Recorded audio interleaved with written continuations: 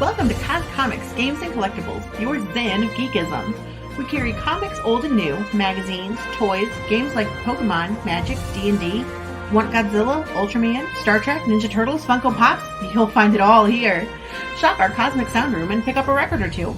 Enjoy our Comic Coffee Lounge with a cup of Sasquatch coffee while geeking out over a super cool movie on our big screen. Cosmic Comic, Games and Collectibles. Superman loves us, and so will you.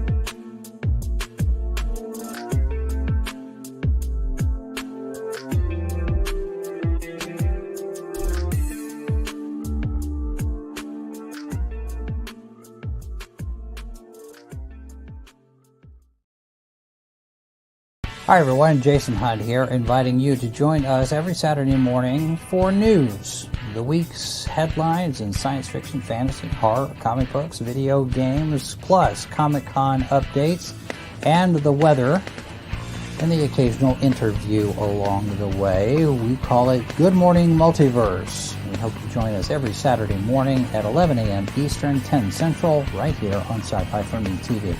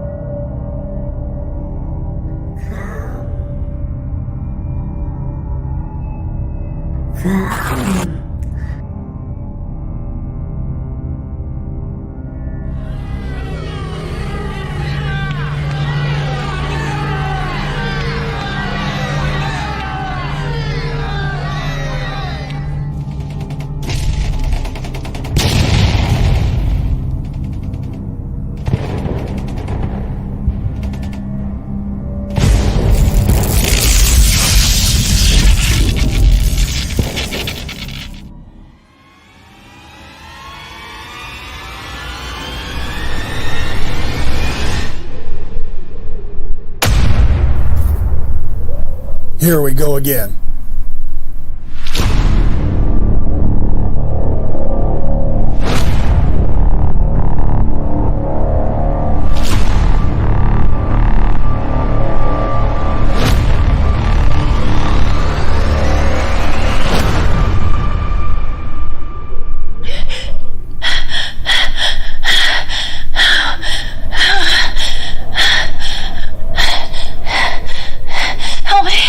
Help me!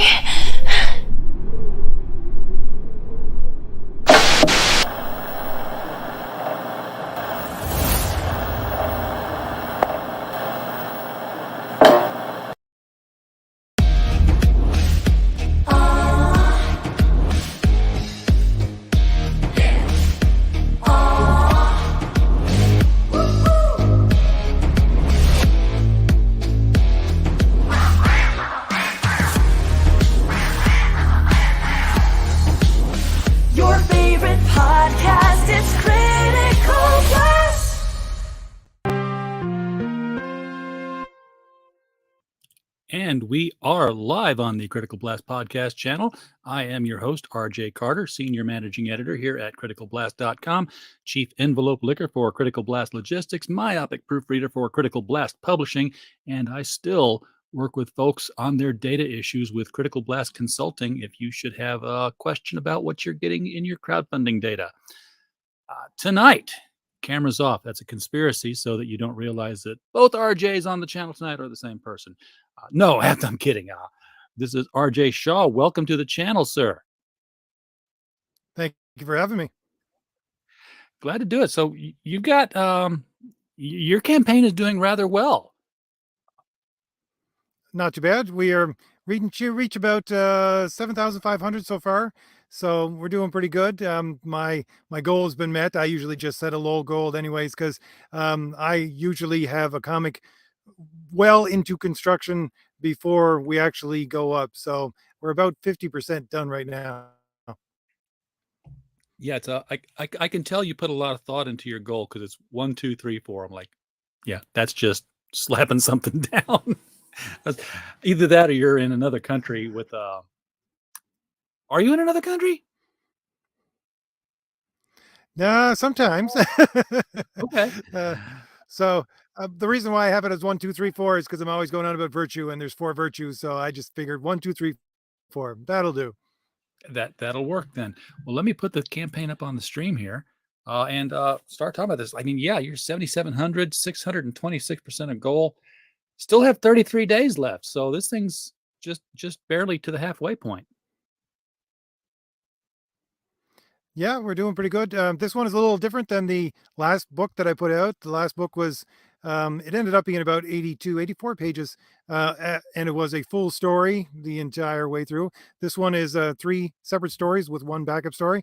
Each one is 22 to 24 pages long, except for the backup story.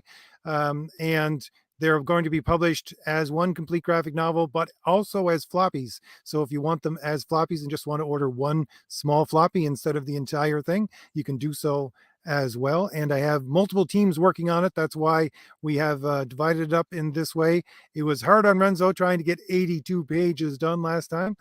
So I have a whole bunch of teams working on this one. I have Renzo working on the story for Kit Fox, the redemption of Kit Fox. I have Martin Stevenson working on the Valiant Hero story, which is the first one. And I have an old hand from Marvel, actually 2 old hands from Marvel, if I can get my ducks in a row, working on the Thor story. It's Mike Gustovich, who you might remember from the very first run of Justice New Machine. Mutants, and worked on a couple of other, well, actually most other Marvel and DC heroes that you've heard of. Yes. Yeah, that's a good get. I'd love to see what he's going to do on this. So the first book we're referencing here is the Thomas Valiant book. That received a lot of critical acclaim when you were showing the images of it, and it were when it was in campaigning. How was it received once it delivered, or it has delivered, hasn't it? Oh yes, it's all been shipped Okay. out. I wouldn't have started this one unless I had shipped that first one out. But it was very well received by the people who ordered it. I got a lot of good feedback from it. I will have to listen to my audience, and there is some things with my storytelling that I can make more, I think, more relevant, more bring it to the forefront. But most people really liked it, and the fact that these are grounded heroes, something that you would get in, as I usually say, off the spinner rack from Marvel in 1982. Let's take a look at who's in this book here, because so you guys, how many 152 backers, 152 people so far want to know what's going on with the Valiant Heroes. Now, do they call themselves that? I mean, that's after Thomas Valiant, I would guess. Yes, that was the end of the first book. They got their name chosen for them, more or less, and that's what happened at the end of Thomas Valiant. And I do plan to do some books in the future that'll focus on Thomas Valiant himself, but this is more of a story about the heroes, which include Thomas Valiant, without a focus on him. Okay, so this first character now.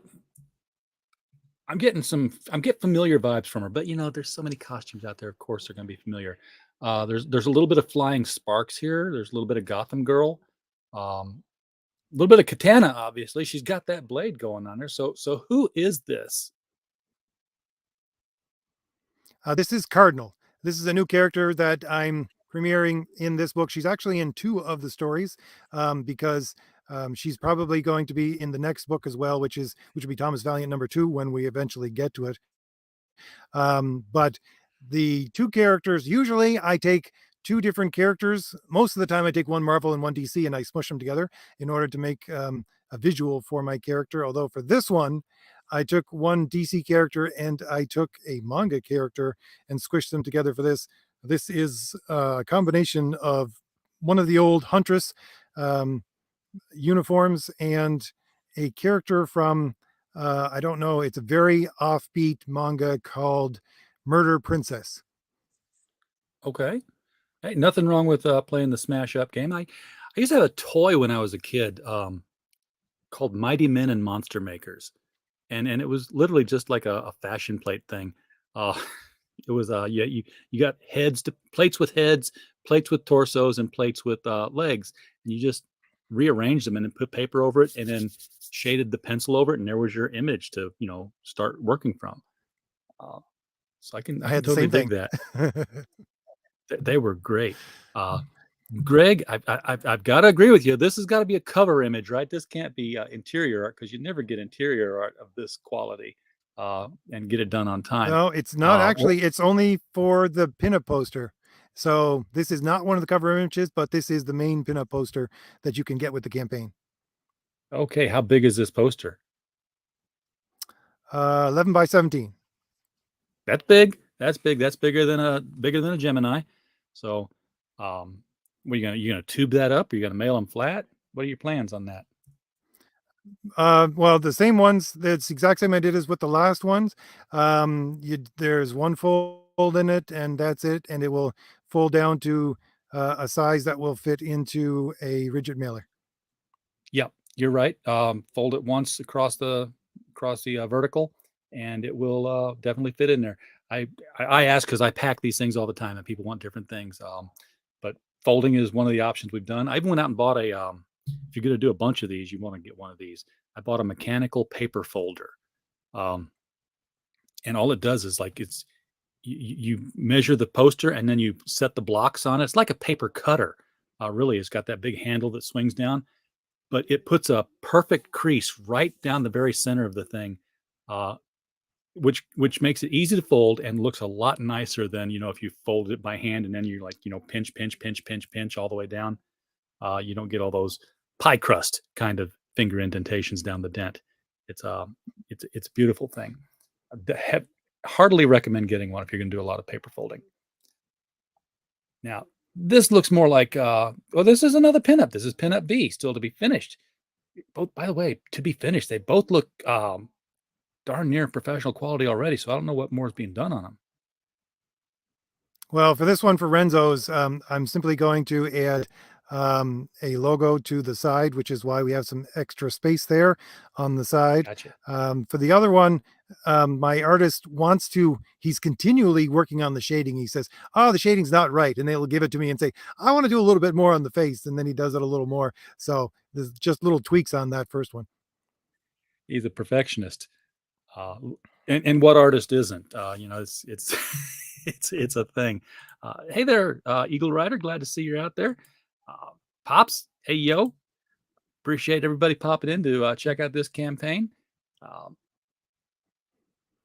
I don't want to say there's plenty of time to get on this one because it makes people walk away and say, "Yeah, I'll get it later." Don't get this one later because you know what'll happen? Something will come up on that last day, and you'll forget about it. You'll get a flat tire on the way home from work, or you'll get a bill in the mail that requires your money then when you had money now. So this is Indiegogo. No reason to wait. Jump in and take care of this one and get it into your mailing list. It's going to be coming out in a year, so get it and forget it. Be surprised next year when it comes in. Is that a hard date on that, or are you planning on actually hitting that earlier? Because it is a ways out, and it I sounded like am you were actually going planning on a pretty on good trip. Yeah, I'm planning on hitting it earlier as I'm trying. I'm going to try. It all depends on my artists, of course. It all depends on when they can get all the art into me. But if at all possible, I'm going to try for the end of the summer. But I have to put a date on it for Indiegogo so that if it does go late, I won't get into trouble with their algorithm and them sending me emails. So usually I just put a date of a year on it. Yeah, that's not a bad plan. Always under promise and over deliver. Uh, so this is the graphic novel cover. So this is if you're going to get all three of them in one book. Grab it here. Rosette, I'm sorry you're feeling bad. I hope you start feeling better there. Sean from the great city of St. Louis, Missouri. Glad you're here from Biff Bam Boom Comics. Always glad to have you in the show and on the show, by the way. So let's take a look at who's on this cover because it makes me wonder if the three stories are interrelated in some fashion. Yes, they are interrelated. It's very subtle, but it's all connected to this one character in the middle. Her name is Disc. She was introduced in the first book, and it's all connected. Again, I tried to make each story a separate story so that if you're coming in cold, it's a complete story, and you really don't need anything else to understand what's going on within your story. But at the same time, if you've read Thomas Valiant #1, you might know a little bit about how and why she's in a little bit of a desperate strait because in the first book, she had a little bit of an accident with her powers. And that's the basis of the three stories that are coming out, three main stories for this book. Okay, so this top story here, this is Kit Fox, right? Correct. Well, it's several people actually. I see Cardinal in the background as well. Yes. And there's one other, they're basically the proteges of Kit Fox, which some of them were introduced in Thomas Valiant #1. The other one being attacked by the monster would be Grey Jay. Okay, so this is sort of a Batman riff when you have kid sidekicks and a guy who swings on a rope. If he swings on a rope, he doesn't fly, no powers. You got to figure it's that kind of thing, which I love, by the way. I Yeah, love the well, golden age I of Mystery Men. I did when I put this character in the original story, he was meant to be a side character, which he was in the first story, but Renzo just loved this character. He loved designing this character. He loved designing the proteges for this character because there was a number of them. And it was what I basically did for my entire universe was I'm trying to appeal to those people who don't want to read Marvel and DC anymore because they just don't feel like it's in the right. So I thought to myself, how do I create a universe where I can deliver people both Marvel and DC characters? And I thought, okay, let's take the event of Amalgam, which happened around 1995, Loved it, loved it, loved and it. say to myself, what happened if that never stopped?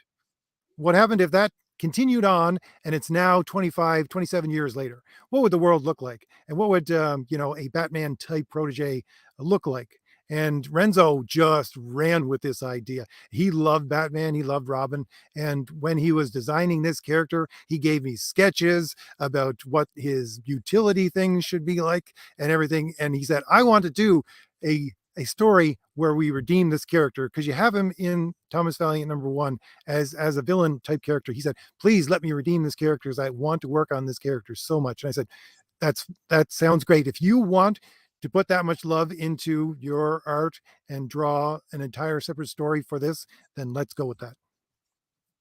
So that sounds like there might be even more Kit Fox in the future then for the Fourth Age comics. Well, yeah, I want to hold on to Renzo as long as I can because he is a great artist. I honestly think he's basically a young George Perez or George Byrne, and he does honor to this character because he feels so much for those old stories where these characters were in his youth. Now this is Renzo Rodriguez. Correct. Okay, because he did a cover for the Company Men, which was just absolutely stunning. So yeah, you're correct in that assessment about being a young Perez or young Byrne. This guy's going to make some waves in comics.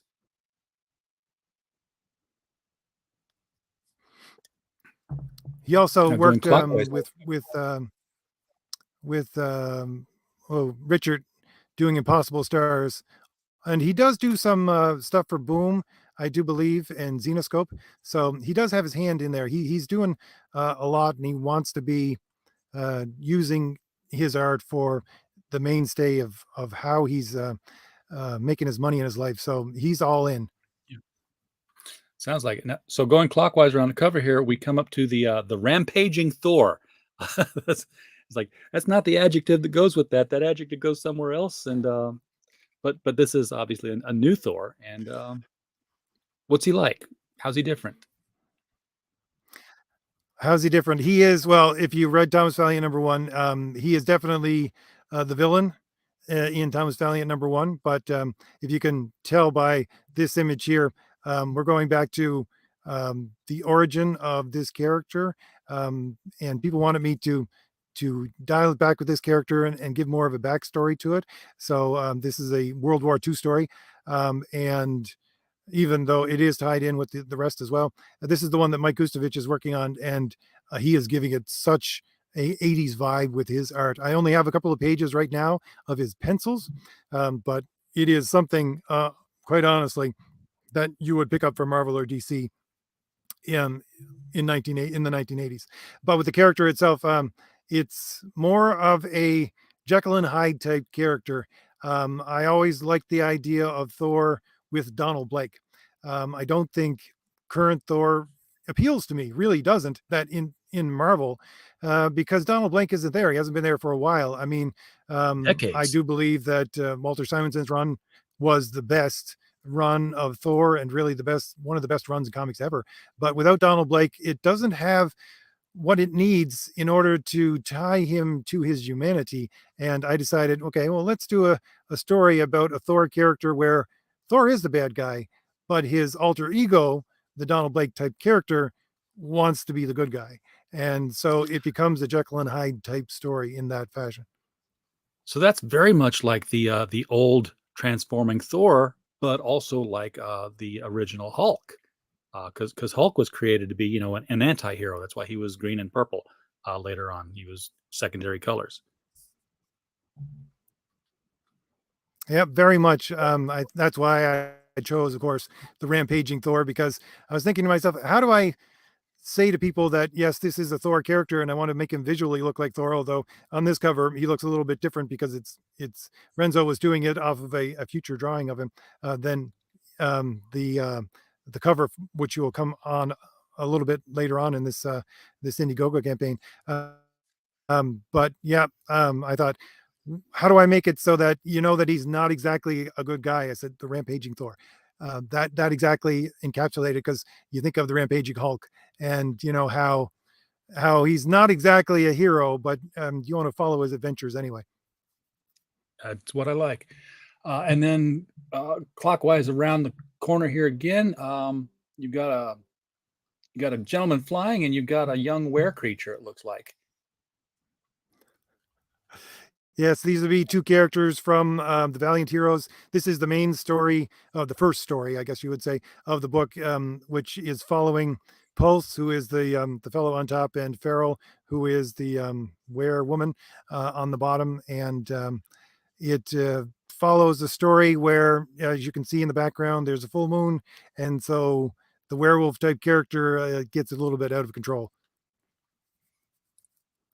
All right. So those are the three stories that are going to be in this book, 82 pages total. So these are going to be pretty much your standard size comic book stories, 22 pages or thereabouts, a little bit more. Plus, with I'm sure you're going to have some pinup material inside here, or are you just going full story all the way through? Well, it depends on the stretch goals. For the floppy comics, there's actually going to be, I do, what is it, 3 to 6 pages, depending on which book, of extras within the floppy comics. There's going to be a couple of pinups and a couple of story extras that I'm going to add with those. But with the main book itself, there's going to be the three main stories, and the backup story is going to be the extra in the graphic novel. Okay, gotcha. So this is the cover for number one. And this is the Feral and Pulse story. Her outfit's a little tight there, or is she fully transformed there? Is she like Tigra? She doesn't need Uh, anything when she transforms.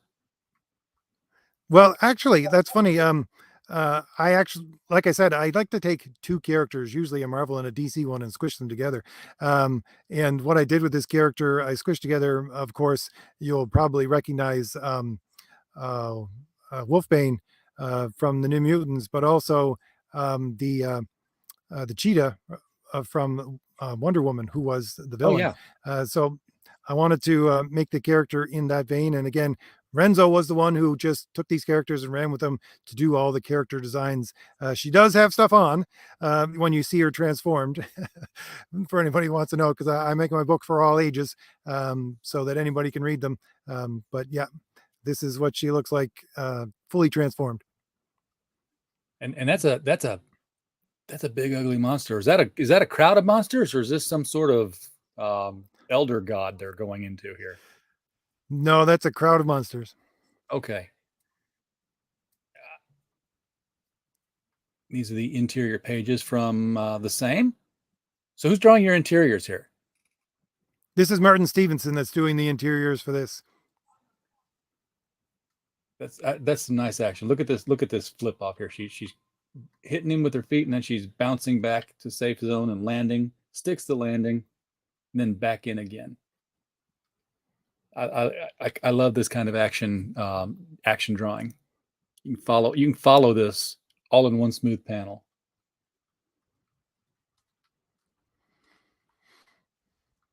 And a bit of a victory howl, because like you said, she's fully wolfed out right now with the full moon going. Yeah, Martin does exceptional things with shadow and light, and he does his work traditionally on paper with a pencil, and then he'll redo them and ink them. So he brought them to life with his own art. He wants to be able to get down the pen and paper before he ever moves on to anything digital. So he does some spectacular things with shadow and light within these pages. Here are some civilian identity shots. Looks like she's being pulled out. Oh, I get it. She's stumbling in, and that would be Thomas Valiant there. He's the guy that stretches. Correct.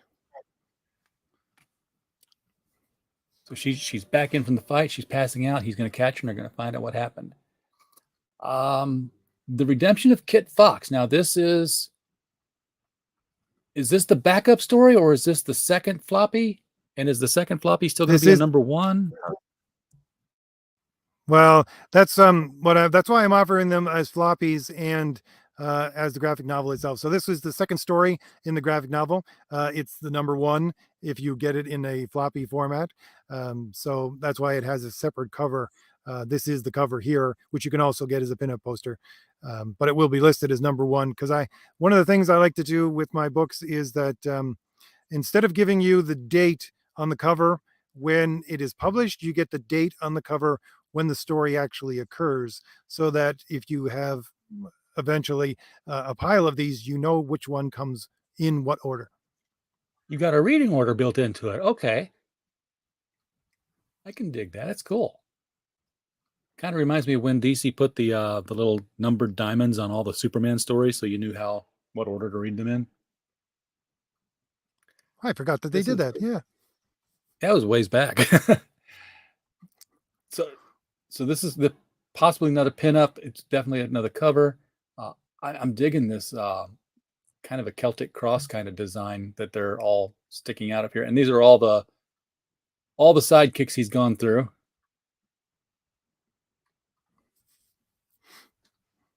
There is a massive battle scene at the end of this book, which involves all of his proteges and the monsters that are coming out in this book.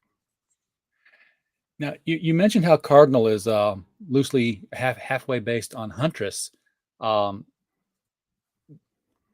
Is that because, and you probably can't answer this because it's spoiler territory, but is she Kit Fox's daughter?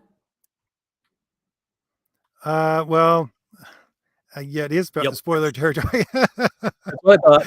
But the the point of I guess is the fact that, which I can talk about, is that Kit Fox is a legacy. So this version of Kit Fox, although we've never seen any other version, he's just taken up the mantle, and he's the one who has beat out all the other proteges to take the mantle of Kit Fox, and now the proteges have become his. So there's not exactly the smoothest relationship between them. Let's just put it that way. I can imagine y'all beat us out for this job, and now we've got to listen to you. It's oh, good lord, this is a Marshall Rogers homage.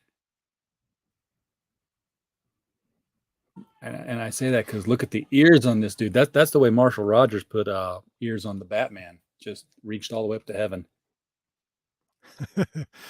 Yeah, like I said, Renzo is just going all full tilt with this character. He just loves it so much. Is now, this is a panel. This isn't the It cover. is. This This is is the first page. oh Lord, folks. if this picture alone didn't convince you to get in on this story, because that is the story artwork, then there's no help for you. This is a classic mystery man waterfront fight, and he doesn't come out of it too well, which is good. It adds some fallibility to the hero. Let you know that he's not not immortal. And apparently somebody else is having some mortality issues because he's visiting them in the hospital. I'm making this all up as I go along because there's no lettering, Renzo, right? no, I like to leave lettering to the very end because I always change the story depending on the art, because I think the art tells the story as much as my scripts do. And I want to take things I have anyways with Thomas Valiant.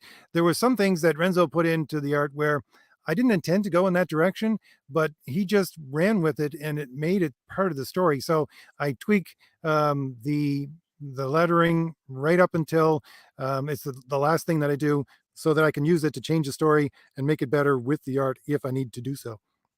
Yep, that's the what they call the Marvel method. That's why it goes down last. Uh, and then we're hitting the rampaging Thor. Good God Almighty, look at that. That's beautiful. Can I make this any bigger here? Just a tiny bit. I like the design on the hammer. Because it makes it stylistically unique now. It's no longer a brick on a stick, which everybody's used to every Thor having. I had trouble, well, with the Thor character. Again, Renzo designed the hammer because the Thor character does have the hammer in the future, which is what Thomas Valiant is. Because as you see, we got World War II tanks in the background here. So Right.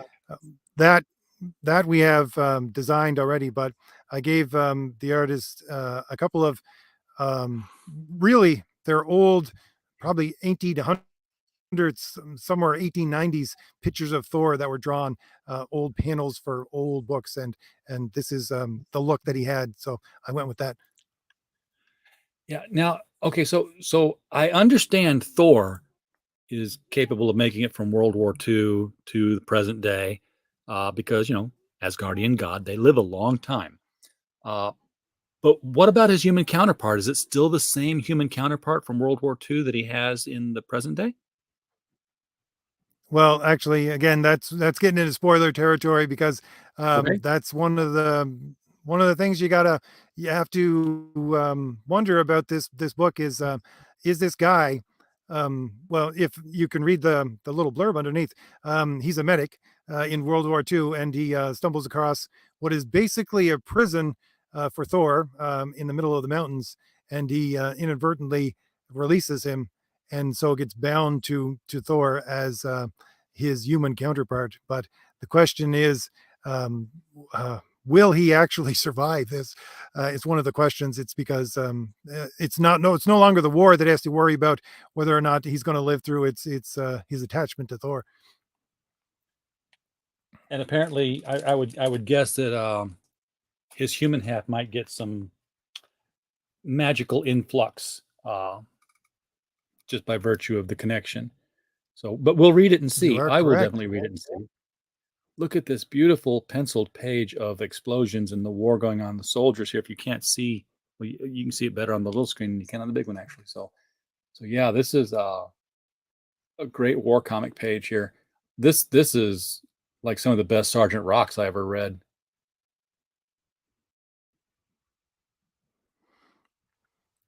This is Martin Stevenson, and he usually, I'm sorry, not Martin Stevenson. This is Mike Gustovich, and usually he likes to. Well, he originally was an inker, and he is actually inking the other book that we're working on right now, which is Crom the Destroyer, which is a Conan-like book. He did work on Conan for Marvel, Conan the King, and he's doing the inking for that, and he does it traditionally all with ink and brush. But with this, he wanted to do the pencils and. We don't know if he's going to do the inking for it yet. I'm looking again at there's another old Marvel inker and DC inker that wants to get in on this as well. So we're going to try to spread the work around a little bit because I just love the fact that, quite honestly, I have a lot of these old Marvel and DC hands calling me and saying, "Yeah, can I help?"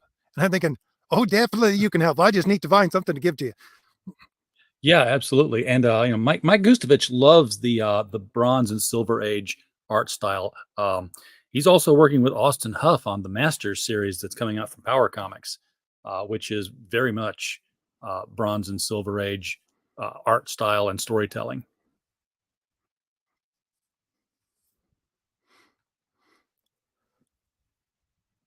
And now so now there's a fourth story. So now I'm trying to figure out what's going in each of the floppies.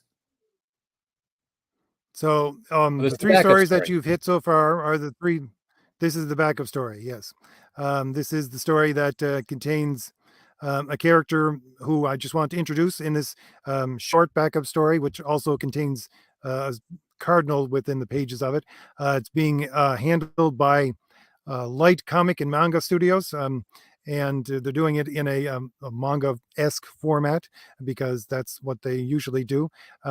Sure. But it's just an introduction. I find that I want to do something fun and something a lot different than I usually do because a lot of my stories are very complex and interconnected. And for this backup story, I said I just want to do something fun. I just want to do something that you would find again in an annual from an old Marvel or DC comic. Something that's a story and that is appealing and introduces you to a character, but doesn't have to have you concentrating on every single panel to try to figure out all the details of the mystery. Yeah, I love the clean line work on this. I mean, this is just uh I wouldn't even want this inked. I would love to just have this in a frame on my wall. Especially that top panel, the camera angle. It's not the straight on angle that you get in a lot of pictures. This is like, hey, let's put it up in the corner of the ceiling and shoot downward from here. Gives it such a much more dynamic look to it.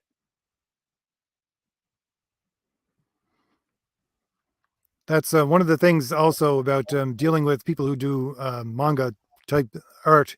I try to incorporate within each of the panels, each of the pages, a heavy amount of background because they love to work with background. They love to set the tone for the entire piece with the background. I find they do that exceptionally well. Yeah, it's gorgeous here. Those backgrounds and the fore. I just love the pencil work. I'm all about the pencils. So here are the perks. There's an 82-page graphic novel with 3 main stories of 22 to 26 pages each and 1 8-page backup. Or you can get the 3 floppies, which include the 22 to 26 pages plus 3 to 6 pages of extras. So the backup's not going to be in any of the 3 floppies. That's only going to be in the graphic novel. Correct. Okay, making sure I've got this straight. I know people like to get the floppies, but now, Pops, looking at you there, I know you're the floppy guy. That's not what she said, by the way. But if you want the extra story, it's only going to be in the graphic novel. And You get 5 pinup posters. I think we've seen all of them, or are there still more to be shown? Nope, all 5. Some of them are the covers. You can also get them as pinup posters. Okay, and if you missed Thomas Valiant, well, here it is. Your chance to get that is here. Are these all tiers, or are they add-ons? You can get anything, any perk. You can add on everything at the end. So if you want to get a perk of, let's say, the 3 floppies, and you want to add on all of the pinup posters, you can do that when you check out. Everything that's available within the perks is available separately as an extra add-on when you check out as well. All right. I was going to ask who this guy was here, but he's holding the hammer. This is Thor. You're right. This is a definitely different look from the past Thor to this Thor. This is the one from Thomas Valiant #1.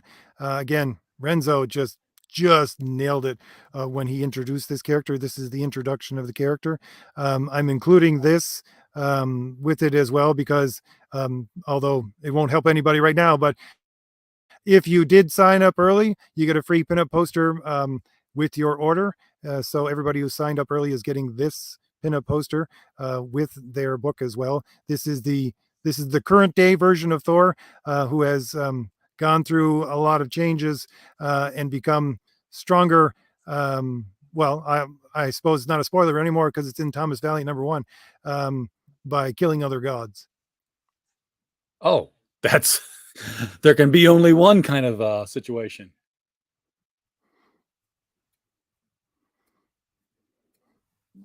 He gets a quickening. All right, the stretch goals. Got the 4th Age logo sticker. That is unlocked. So now we are trying to get to the 6 Thomas Valiant hero stickers. So you don't mean 6 of Thomas Valiant. You mean 6 of the heroes that were in Thomas Valiant. Correct. All right, and then the 6 Thomas Valiant villain stickers at 15K, which hopefully we're going to hit that. Hopefully with all of them, make you think of some new ones. 20K, there's a pinup of Farrell, and 25K, there will be a Rampaging Thor collector card. I did offer cards with my last campaign, which was Thomas Valiant. They actually sold extremely well, but they were just difficult to make. And since this campaign sort of came on of a sudden, we were supposed to do the Crom the Destroyer campaign next, but my artist for that, who is Jim O'Reilly, he had to move suddenly in the middle of last year, and so the art for that got put on hold. So we decided, since we were far along in this book, that we would just put this one out first, and so didn't have time to make cards up for this one as well. But there were available 12 trading cards in the last campaign, so you get to add that to your collection if we reach that stretch goal, if you have the other cards. Very nice. I've got some concept artwork here for Cardinal. Progress so far. So you can see how far this thing's come along. And then, of course, there is the Thomas Valiant #1, which will be available through here if you didn't get it on the last campaign. Is this a new cover? No, this is the cover that came with Thomas Valiant #1. Okay. For some reason, I had a different picture in my head for Thomas Valiant. Oh, you're probably thinking of the cover that was for the script, because I also sold a separate book which was the script for Thomas Valiant. You got that with the first campaign if you ordered it, and it had Renzo's cover on it, where it had the heroes just standing on the front. Yep, that's definitely the one I was thinking of. So featured tier, $25 for this graphic novel here. You are shipping in the United States, then you are looking at, let's type it in and find out. $12 shipping. That is $37 USD. So you would want to do this, and then you would want to, pick your card, and then you would want to say you agree. This is a walkthrough, people. This is how this is done. And then you submit payment. So that's how that's done. Click on that and follow through. Now, I didn't see the add-ons. I missed the add-ons. I will have to go back and take care of that, because I will want to we'll want to get some of those pinups for sure, and a Thomas Valiant #1. So, oh, Pops is here with Jim O'Reilly information. Yeah, Jim's in Phoenix now, and if you want to see what he's doing, he hosts a show with Rich Parada on Monday over on the Madness Comics Network, which we are simulcasting at this very moment. So we are affiliated with the network that way. So Jim is a spectacular artist. I think I couldn't have picked a better person to work on Crom the Destroyer. His detail is just amazing. I can see why he does. He takes his time with his art, but I got no problem with that because so what he just grows every time he does another page. The first page for Crom the Destroyer is a page with the main character on a horse, and you can see every muscle in that horse. yeah, he I think the first time I found out about Jim O'Reilly, it was one of the alternate covers he did for the Embrace. And if it wasn't a cover, it was a pinup, but he did something for the Embrace.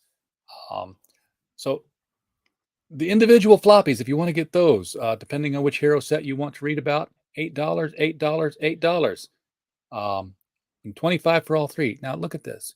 You can get 3 floppies for $25, or you can get the 3 stories for the $25 and get a backup.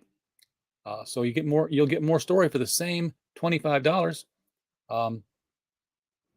By the way, when you're bundling things up, you usually knock it down $1 instead of bumping it up $1. If 3 times 8 is 24, and you charge 25, somebody smart's going to figure that out. Well, you do get with the floppies, you also get the 3 to 6 pages of backup, which is pinup art and also extra story, which is not really extra story. It's more of like I did with Thomas Valiant when I offered a map tier with that. My map tier came with a separate letter, which explained a lot of. It's an in-world letter from basically the organization which runs like Shield in this world, but it's a Okay. full letter that gives you a lot of the story in the background. The same with the cards. On the cards, I just packed so much into the back of those cards. And it's all in-world extras. Nothing that is crucial to the story, but something that gives you a little bit of extra flavor and taste, and that's what's available in those floppies. So there's a little bit of extra material in this bundle. So I take back what I said. You are getting a little bit extra when you get this one. This is where I should have gone. I should have gone to the cart to this one. That's what I get for just showing off and picking the featured tier. So I'll go back and I will fix this up because I want to get that cardinal pinup. This cardinal pinup right here. This is just it's eye magnetizing. It almost looks painted, and almost looks like a 3D figure painted. Eric, howdy, welcome to the show. I was very fortunate to run across an artist who he was not the most fortunate for him. He was having a little bit of trouble, and he gave a shout out on Twitter, and I said, "Hey, listen, your art is spectacular. If you want to do something for me, I'll give you a project to work on." And I have to say, he just makes spectacular art. I'll probably going back to him again and again for pinup posters. All right. If you want the other pinup, you can get this graphic novel configuration. The Kit Fox pinup. Oh, that's gorgeous. Got to get that one too. Basically, if you want a graphic novel and one of the pinups, it's going to be an extra $5 for the pinup. Figure out which one you want ahead of time, and then add them on as necessary. The combo pack here, first and second graphic novel. So this is the Thomas Valiant story. That was a full-on graphic novel as opposed to a floppy. Yes. Okay, I was not aware of that, or I had forgotten it, because we had you on for that book. It was a while back, but we did. Yeah, and it's I went with a printing company that is extremely good binding, I find, and many people praise the binding for it because it is 80. Well, I did include a couple of pages from the Kit Fox story in the back, so it was more like I think 86 or 88 pages, but it is extremely well bound, and uh, it's something that's one of the things I always found I lamented about the old Marvel and DC square bound stuff. You got so much, and I loved them so much, but they were always a poorer quality when they had the square bound.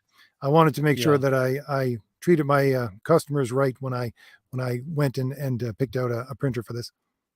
You want to give your printer a shout out, or you want to keep them all to yourself? No, my printer is tucked away in the small little town. I don't think anyone Okay. else is going to be ever using them. Might give them business, Say, I'll pay for shipping. Um, you can get the graphic novel and all 5 of the pinups. If you can't make up your mind which one's the best looking one, this is for you. And 7 people have obviously had the same conundrum. The full bundle is going to get you all of this. You're going to get the number 1. You're going to get the pinup. You're going to get the 30-page comic. You're going to get the 26-page, and you're going to get the graphic novel and the 3 comics that go together with it, plus the 5 pinups. That's the best way to say it. So that's the full Kit Fox and caboodle. That wasn't even funny. I tried, but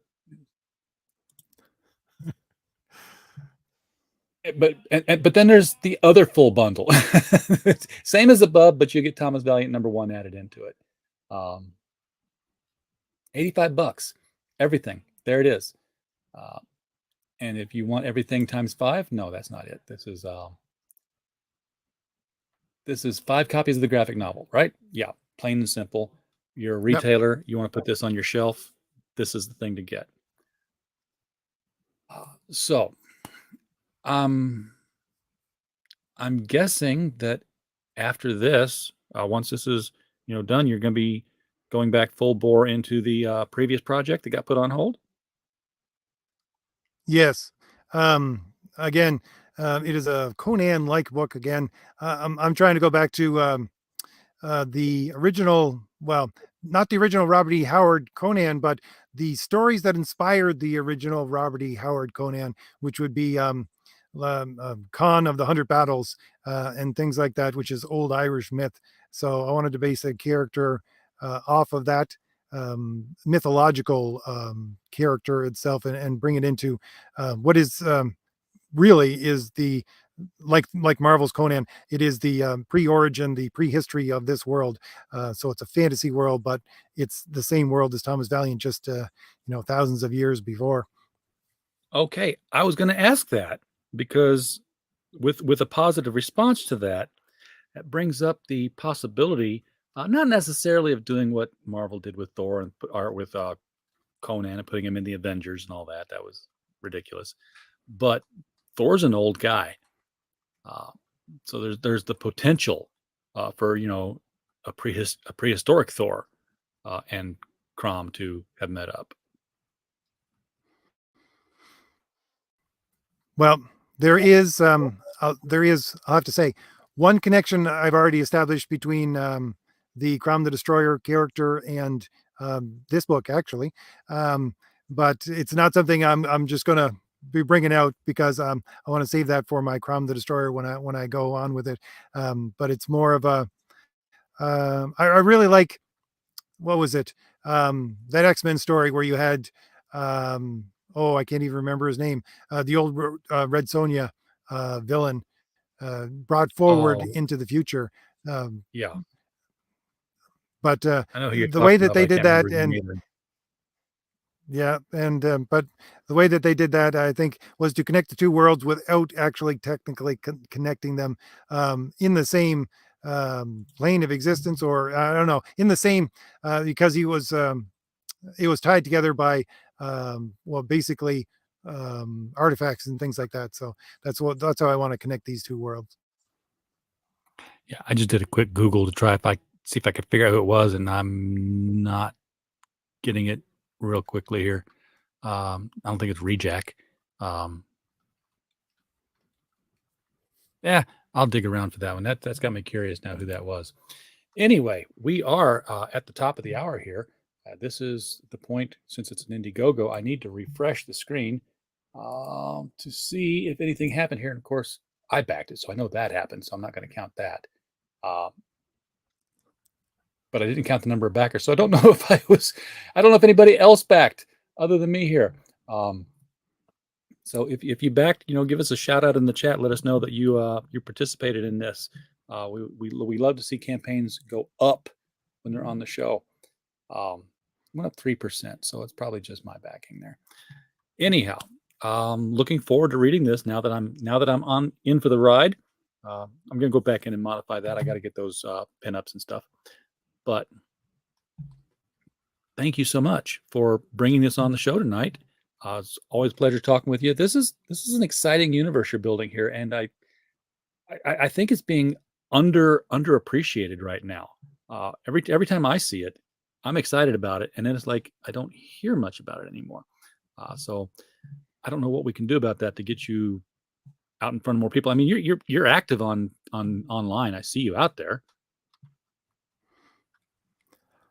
That's just the I don't know, the troubles of being a writer instead of an artist. The artists get all the best press because This is they true. can create visuals. But I've put together businesses before in my life, and I don't see this as any different. It's going to take me a while to get up steam and to make sure that the word gets out there that I give you quality.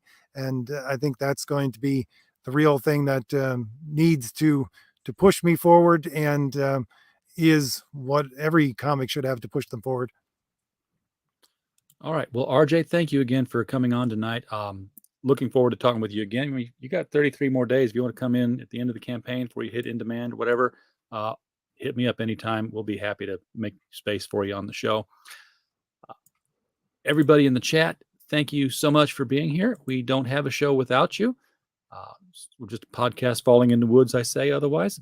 And as always, while you were here, we just hope you had a blast.